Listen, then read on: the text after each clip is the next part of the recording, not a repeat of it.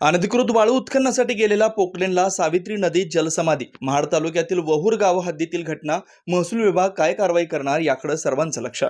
अनधिकृत वाळू उत्खननासाठी सावित्री नदीत गेलेल्या पोकलेनला जलसमाधी मिळाल्याचं समोर आलंय.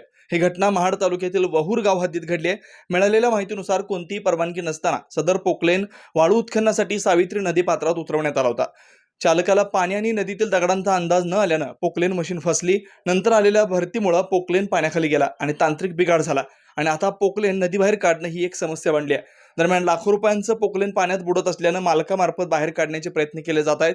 वहूरच्या तलाट्यांनी घटनास्थळाला भेट दिली असून पंचनामा देखील केलाय. मात्र परवानगी नसताना सावित्री नदी पात्रात पोकलेन उतरवल्याप्रकरणी महसूल विभाग कोणती कारवाई करतो याकडे सर्वांचं लक्ष लागलंय.